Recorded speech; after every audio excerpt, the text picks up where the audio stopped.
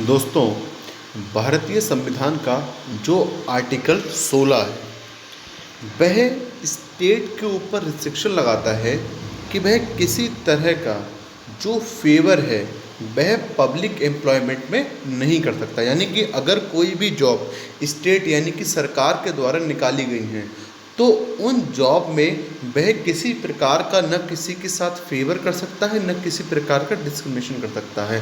नमस्कार दोस्तों, मैं हूँ सचिन गुप्ता और मैं आपके लिए 3 पार्ट फंडामेंटल राइट के ला चुका हूँ। ये है फंडामेंटल राइट का पार्ट 4। फंडामेंटल राइट में हमने आर्टिकल 12 देख लिया जिसमें हमने स्टेट की डेफिनेशन को देखा, आर्टिकल 13 देख लिया। अब हम लोग जो 6 फंडामेंटल राइट्स हैं हमारे, पहला है right to equality, right to freedom, right against exploitation, right to freedom of religion, cultural and educational right to constitutional remedies. यहाँ पे हम लोग जिस फंडामेंटल राइट की बात कर रहे हैं वह कर रहे हैं right to equality. Right to equality में हम लोगों ने आर्टिकल कवर कर लिए हैं 14 और 15। आज हम लोग आर्टिकल कवर करने वाले हैं दोस्तों 16। तो यहाँ पे ये पार्ट है दोस्तों 5th। मेरे साथ बने रहिए। सॉरी दोस्तों, ये पार्ट 4 है, 5th नहीं है। तो मेरे साथ बने रहिए दोस्तों और मैं आपको सारी चीज़ें बहुत ही प्रॉपर रूप से कराने वाला हूँ। तो आर्टिकल 16 क्या है दोस्तों? आर्टिकल 16 जो है वह स्टेट के ऊपर रिस्ट्रिक्शन लगाता है, यानी कि रुकावट लगाता है। वह इस बात की रुकावट लगाता है कि अगर स्टेट कोई भी जॉब निकालता है, अगर कोई भी दोस्तों पब्लिक एम्प्लॉयमेंट निकालता है, कोई भी नौकरियाँ निकालता है स्टेट, तो उस नौकरियों में जो स्टेट है ना वह किसी प्रकार का कोई भी डिस्क्रिमिनेशन नहीं कर सकता।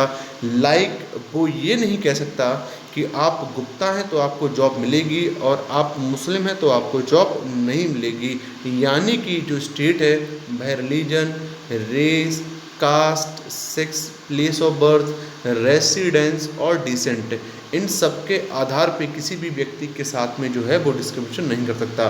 यहाँ पे आप याद रखिएगा, आर्टिकल 15 की जब मैंने आपसे बात की तो मैंने आपसे कहा कि जो डिस्क्रिमिनेशन है वह दोस्तों किसी पर्सन के साथ नहीं किया जा सकता on the basis of race, caste, sex और place of birth, religion, race, caste, sex, place of birth. लेकिन जब हम आर्टिकल 16 की बात करते हैं तो यहाँ पे ना 2 क्राइटेरिया और जुड़ जाते हैं।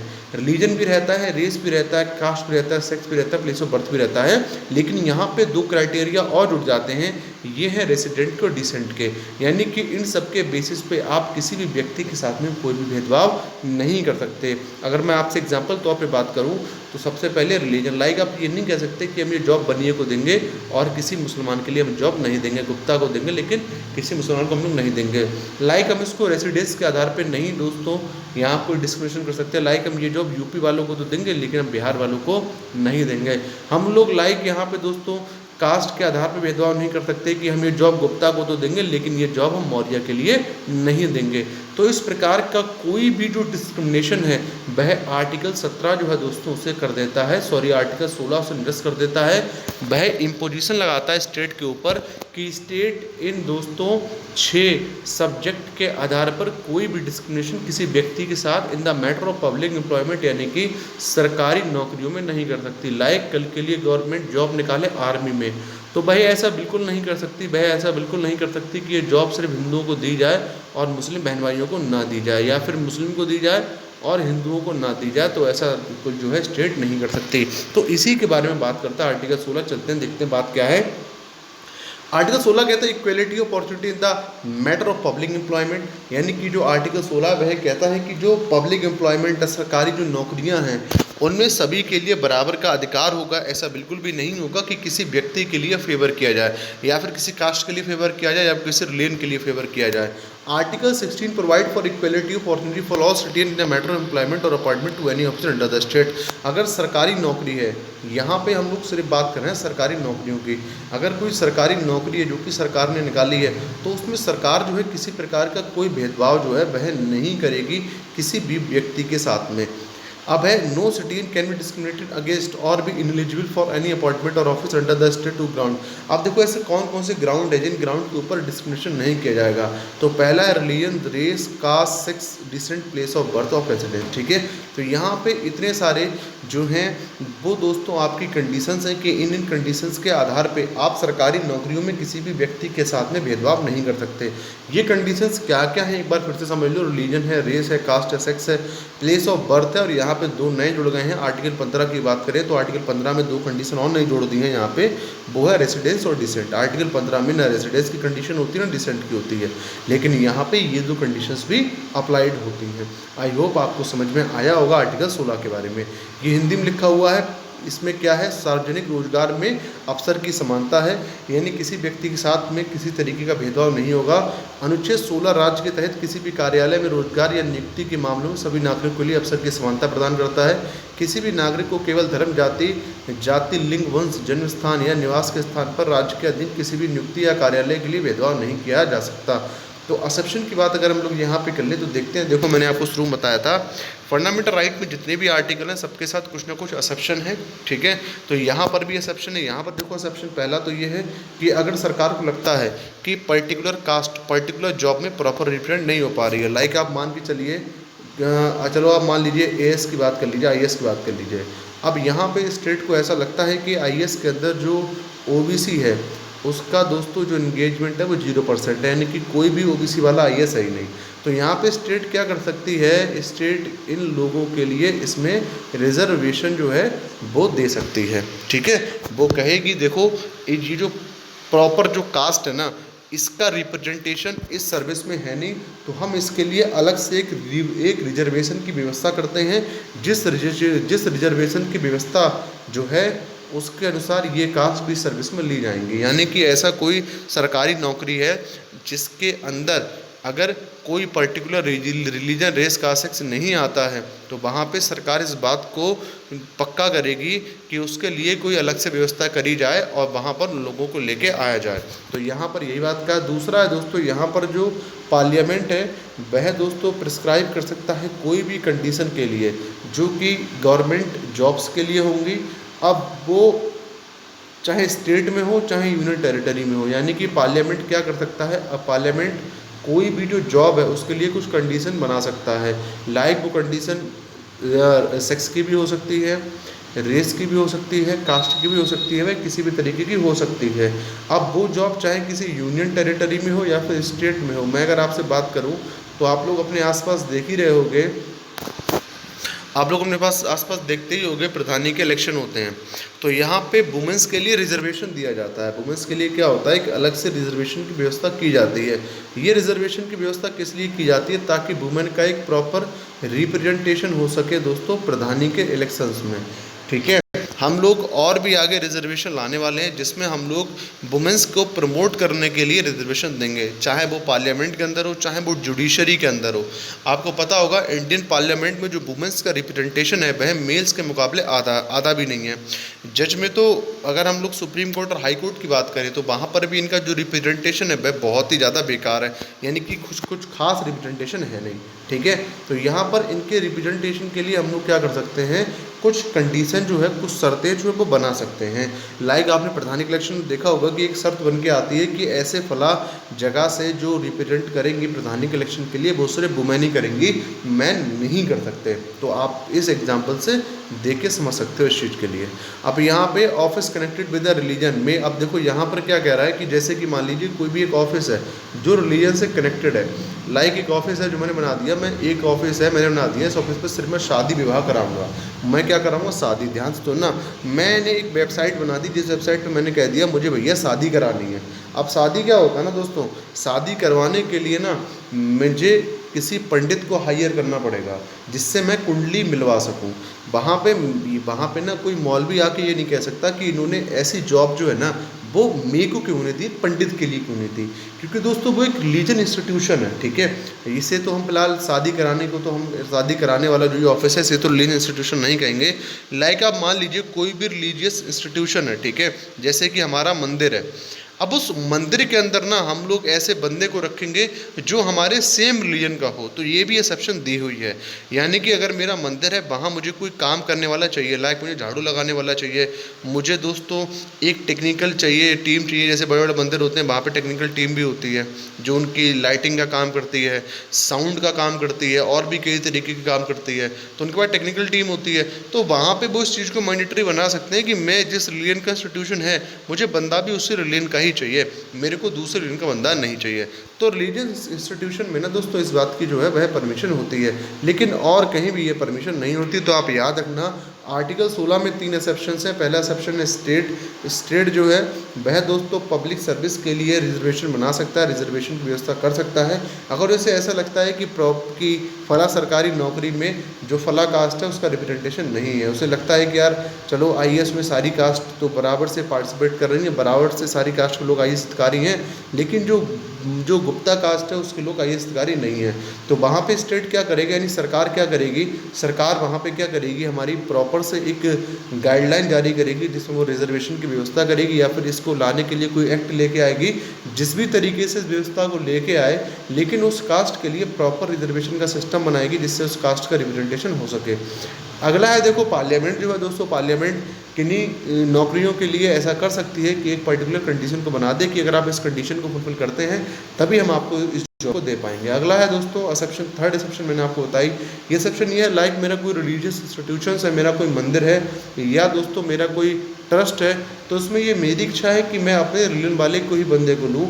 जैसे मैंने आपको बताया, मैंने मान लीजिए शादी की एक वेबसाइट बनाई है, ठीक है, अब उसका काम है दोस्तों शादियाँ करवाना, तो वहाँ पे ना मैं जिन बंदों को उसमें इंगेज करूँगा उनको अगर मैं अपने रिलीजन से ही इंगेज करता हूँ, यानी कि मैं हिंदू हूँ और मैं ऐसे बंदों को इंगेज करता हूँ जो स्वयं भी हिंदू हैं, तो ये दोस्तों इस आर्टिकल का वायलेशन नहीं होगा। तो आई होप आपको यहाँ तक बात समझ में आई होगी। अब हम इसमें कुछ अपवाद हैं, हिंदी में भी देख लेते हैं। 1 मिनट लूँगा आपका। राज्य किसी भी पिछड़े वर्ग के पक्ष में नियुक्तियों के आरक्षण के लिए प्रदान कर सकता है, मैंने आपको बता दिया। जो राज्य सेवाओं में पर्याप्त रूप से प्रतिनिधित्व नहीं करता है, संसद किसी राज्य या केंद्र शासित प्रदेश या अन्य प्राधिकरण में कुछ नियोजन के लिए एक शर्त के रूप में लिख सकती है। किसी धर्म से जुड़े कार्यालयों में ऐसे सदस्य हो सकते हैं जो समान धर्म का पालन करते हो, ठीक है, हिंदू के लिए हिंदू। तो आई होप इतनी बात आपको समझ में आई होगी। दोस्तों इसके लिए बनाई गई थी एक मंडल कमीशन, बहुत इंपॉर्टेंट कमीशन है। मंडल कमीशन दोस्तों जो थी, ये जो हमारे राष्ट्रपति हैं इनके आर्टिकल 340 के कहने पे बनाई गई थी। यहाँ पे जो ये कमीशन है, इसने दोस्तों इसका काम था पहचानना कि हमारे देश में कितने एजुकेशनल बैकवर्ड क्लासेस हैं और कितनी दोस्तों जो है वह दोस्तों आपकी सोशली बैकवर्ड क्लासेस हैं। अब आप लोग एक बात हमेशा यहाँ पे याद रखना, आर्टिकल 340 जो है वह जो है हमारे संविधान का प्रेसिडेंट के लिए शक्ति देता है कि प्रेसिडेंट जो है वह कोई भी कमीशन बना सकता है ये जानने के लिए कि हमारे देश में पिछड़े वर्ग की कंडीशन क्या है और पिछड़े वर्ग का उत्थान कैसे होना चाहिए। तो यहाँ पर इसीलिए हमारे राष्ट्रपति जी की परमिशन से इस कमीशन को बनाया गया। इस कमीशन का नाम था दोस्तों मंडल कमीशन। बीपी मंडल, पूरा नाम बीपी मंडल नाम के व्यक्ति थे, बीपी मंडल नाम के एक व्यक्ति थे जो इस कमीशन के हेड थे। दैट्स वाई इस कमीशन का नाम रखा गया मंडल कमीशन। अब इस मंडल कमीशन को क्यों बनाया गया? To investigate the condition of socially and education backward section of population and to suggest measure for the advancement. तो यहाँ पे इस कमीशन का मेन काम ये था कि दोस्तों ये पहचाना जाए कि हमारे देश के अंदर कितने सोशल और बैकवर्ड क्लासेस हैं और उनका उत्थान किस प्रकार से हो सके, इस बात का भी सजेशन मंडल कमीशन के द्वारा दिया जाना था, इसीलिए इसको बनाया गया। इस मंडल कमीशन ने दोस्तों में रिकमेंडेशन दी और रिकमेंडेशन में कहा कि हमारे पूरे देश के अंदर 3743 ऐसे क्लासेस हैं जो सोशली बैकवर्ड क्लासेस हैं। तो यहाँ पे पता लगा कि हमारे पास टोटल जो 52 पॉपुलेशन है वह दोस्तों सोशली बैकवर्ड है या फिर एजुकेशनली बैकवर्ड है।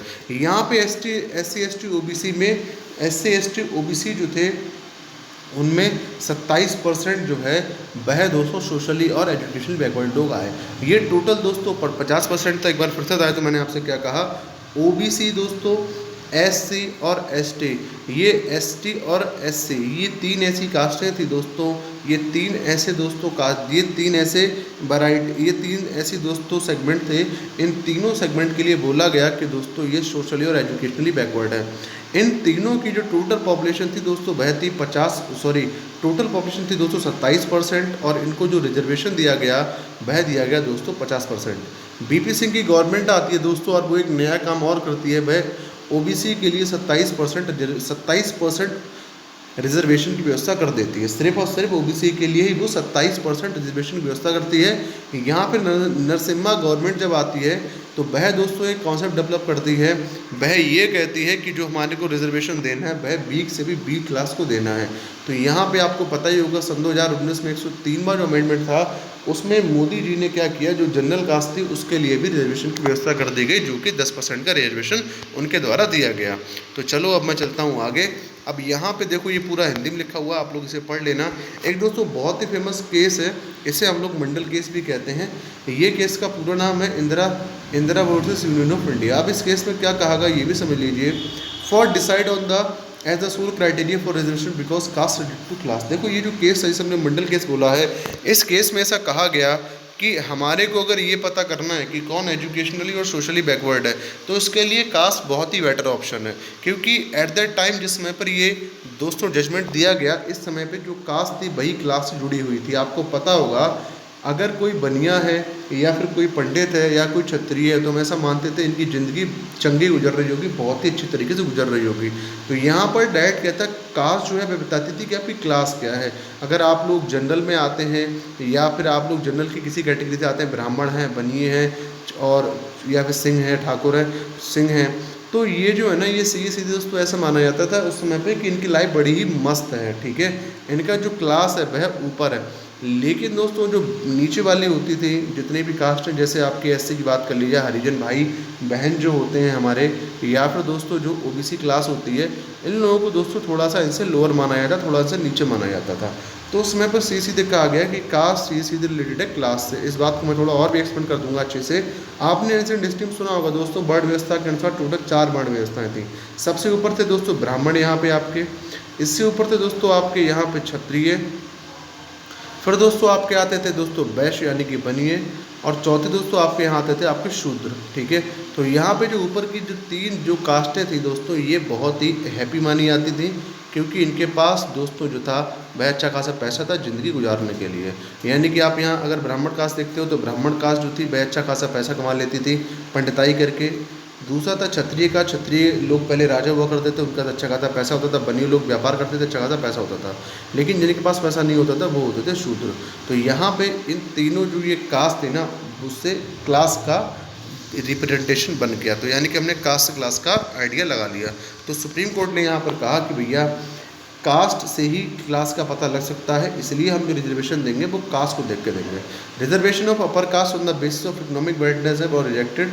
सन 2019 में तो दोस्तों उसे स्वीकार कर लिया गया, लेकिन बात करी जाए अगर इस केस की, तो इस केस में बिल्कुल ही डिनाई कर दिया गया कि हमारे को अपर कास्ट के लिए भी किसी प्रकार का कोई रिजर्वेशन देना है, चाहे वो इकोनॉमिक की बेसिस पे ही देना हो, तब भी हम नहीं देंगे। क्योंकि ऐसा होता था कि अगर वो गरीब भी हैं तो उनके लिए किसी तरीके का भेदभाव या फिर छुआछूत से गुजरना नहीं पड़ता था, जिसका सामना लोअर कास्ट को करना पड़ता था। Reservation for only entry not promotion. यहाँ पर एक बात और कही गई कि हम लोग रिजर्वेशन देंगे एंट्री के लिए, यानी कि मान लीजिए कोई जॉब है ए, इसमें आप आ पाओ, हम इस बात का रिजर्वेशन देंगे, लेकिन यहाँ पे आप प्रमोशन कर पाओ, हम इस बात का रिजर्वेशन आपके लिए नहीं देंगे। रिजर्वेशन नॉट मोर देन 50%, 50% से ऊपर रिजर्वेशन नहीं होना चाहिए।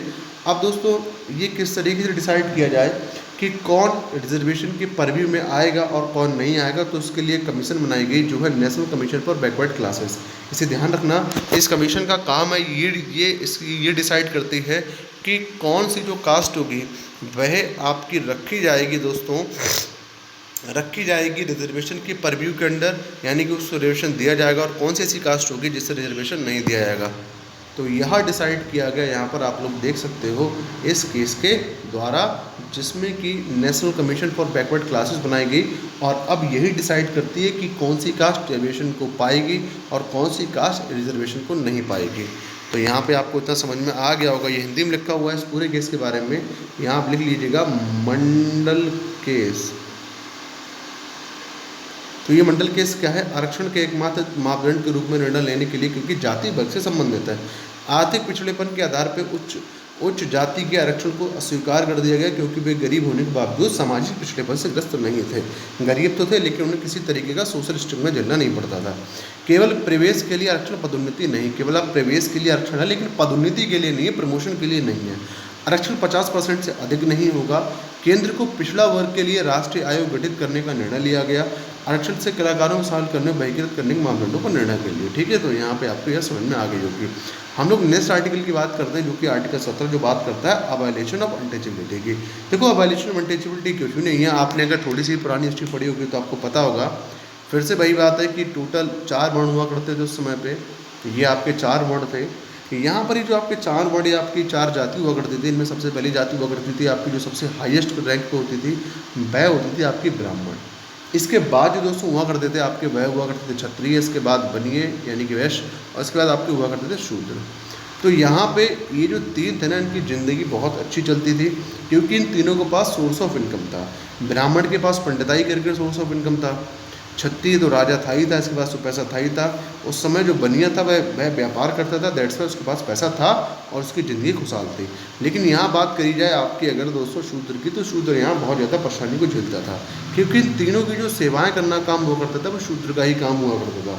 वह इन तीनों की सेवा में हमेशा तत्पर रहता था। उसके पास बस सोर्स ऑफ इनकम यही था कि जो इन तीन लोगों की सेवा से उसे मिल जाए, भाई उसका था भैया इनकम, ठीक है, और उसी से उसको अपना गुजारा करना पड़ता था।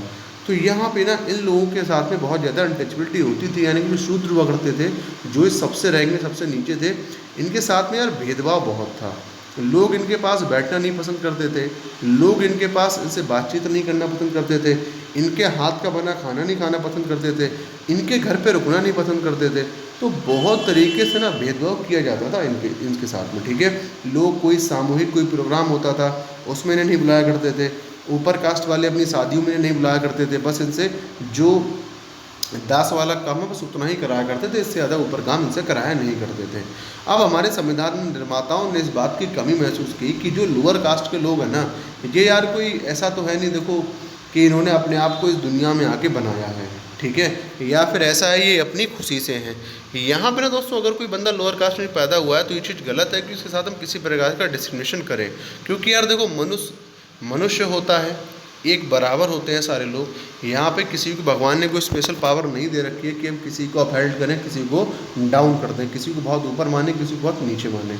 तो इस बात की कमी जो है ना, वो हमारे संविधान के निर्माता अम्बेडकर जी ने महसूस की, और अम्बेडकर जी ने हमारा जो कॉन्स्टिट्यूशन है उसके अंदर दोस्तों ये आर्टिकल जो था उसको बिल्ड कराया, उसको लिखा, और वहाँ पे ये कहा गया कि संविधान के अंदर प्रॉपर से लिख के कि ऐसे लोग जो हमारे शूद्र बहन भाई हैं उनके साथ में किसी प्रकार का आज से डिस्क्रिमिनेशन नहीं किया जाएगा, उनके साथ में किसी भी तरीके की अनटचेबिलिटी प्रैक्टिस नहीं की जाएगी, उनके साथ में किसी प्रकार का भेदभाव हम लोग नहीं करेंगे। ऐसा नहीं होगा कि पहले आप लोग देखते थे ना, बातें घाट तक अलग हुआ करते थे, नहाने की जो घाट होते थे ना वो अलग हुआ करते थे। अपर कास्ट के लिए बातें घाट अलग होते थे, इन लोगों के लिए बातें घाट अलग होते थे, यानी कि जो अपर कास्ट है ना वो अलग घाट पे नहाती थी और जो लोअर कास्ट वाले अलग घाट पे नहाया करते थे। तो इतनी ज़्यादा कंडीशन यहाँ पे आप लोग देख पा रहे हो ख़राब थी। लेकिन आर्टिकल 17 ने इस बात को महसूस किया कि भैया ऐसा बिल्कुल भी नहीं है कि इन मनुष्यों में और हम लोगों में कुछ फ़र्क है। भगवान का एक एक क्रिएचर सेम है, भगवान ने किसी चीज़ को सेम क्रिएट किया है। जब भगवान ने भेदभाव नहीं किया तो हम क्यों भेदभाव कर रहे हैं, ठीक है। तो उसी की बात को ध्यान में रख के इस आर्टिकल को संविधान के अंदर लिखा गया। Article 17 abolish untouchability and forward practice in any form.